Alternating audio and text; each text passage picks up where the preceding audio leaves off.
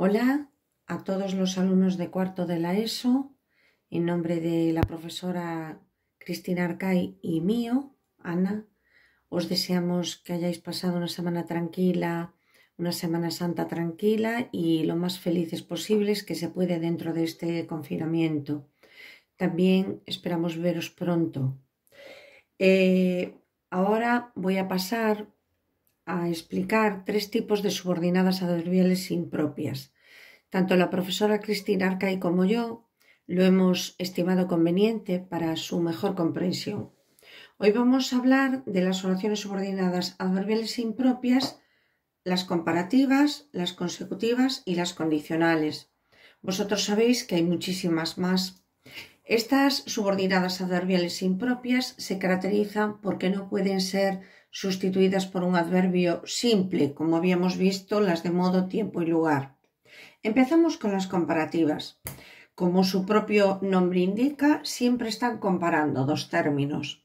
¿Qué pasa? Que en la segunda parte de la oración subordinada, a veces el verbo aparece elíptico. Yo lo puse entre paréntesis, pero a veces ni aparece entre paréntesis. La finalidad que tiene es evitar la repetición. Javier es tan alto como Luis es. Javier es más alto que Luis es. O bien Javier es menos alto que Luis es. Son estos adverbios modificadores del adjetivo, están indicándonos si se trata de una comparativa de igualdad, de una comparativa de superioridad o una comparativa de inferioridad. En cuanto a las oraciones consecutivas, como ya sabéis, las oraciones adverbiales impropias semánticamente son muchísimo más complejas. Entonces tenemos que tener en cuenta no solo las locuciones conjuntivas o conjunciones que pueden aparecer en la oración, sino que también tenemos que estudiarlas en su contexto. Una misma conjunción que nosotros identificamos como, por ejemplo, causal, puede equivaler a una conjunción condicional, concesiva o consecutiva. Entonces, en las consecutivas vamos a distinguir dos grupos. Por un lado tenemos las que se construyen, donde hay una consecuencia muy clara. Se ha ido la luz. Por tanto, no podemos ver la televisión. Por tanto, es el nexo que une la subordinada con la principal. Le llamamos locución conjuntiva porque es un grupo de palabras. Es realmente una unión entre la subordinada y la principal. Aquí os puse entre comillas otras conjunciones que sí pueden equivaler también a una oración subordinada consecutiva. Se ha ido la luz, así que no podemos ver la televisión. Se ha ido la luz, pues no podemos ver la televisión. Fijaros que a veces nos lleva a confusión, ¿no? Porque podemos también decir, no podemos ver la televisión porque se ha ido la luz. Pero ese sería otro enunciado y por tanto, si la llegáramos a pronunciar así, no podemos ver la televisión porque se ha ido la luz, habría una causa, no una consecuencia. Aquí estamos claramente ante una consecuencia. El otro apartado B habla de las consecutivas que son, están formadas por unos adverbios que a veces son muy fácilmente confundibles con los adverbios comparativos, ¿no? Por ejemplo, esta oración. Estaba tan cansada que no cogió el teléfono. Si os fijáis bien, aquí taché comparativa porque aquí no comparamos nada. De ahí que os insista en que tengáis en cuenta siempre el contexto, lo que os dice la oración, su contenido. Estaba tan cansada o cansado, la consecuencia, no cogió el teléfono.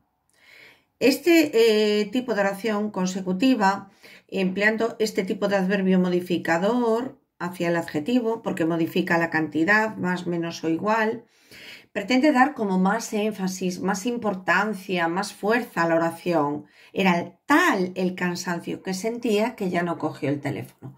Aquí no podemos hablar de comparación, simplemente podemos hablar de una oración subordinada adverbial consecutiva, y el primer término de la conjunción está en la oración principal, donde aparece un adverbio, como os dije antes, que está reforzando ese cansancio, ¿verdad? En este caso. Esa es la diferencia entre una oración subordinada consecutiva, donde aparece una simple conjunción o locución conjuntiva, frente a este tipo de oraciones que a veces nos pueden llevar a que las confundamos con las comparativas.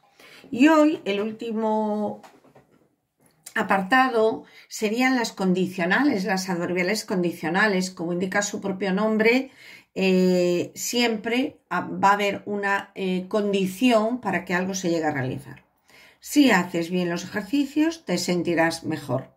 Recordad que siempre la subordinada va a estar donde esté la conjunción. Es ahí donde vemos la subordinación.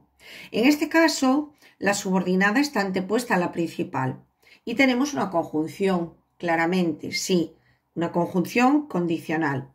Pero, como os dije con anterioridad, nosotros no solamente tenemos que identificar una oración condicional por esta conjunción, podemos emplear otras conjunciones. Por ejemplo, como hagas bien los ejercicios, te sentirás mejor. Si llegas a hacer bien los ejercicios, te sentirás mejor. Y con tal de que hagas los ejercicios, te sentirás bien o mejor. ¿Cuál es la diferencia? Bueno, que en este caso, pues en algunas locuciones conjuntivas, imaginaros el ejemplo, con tal de que, pues el verbo aparece en modo subjuntivo.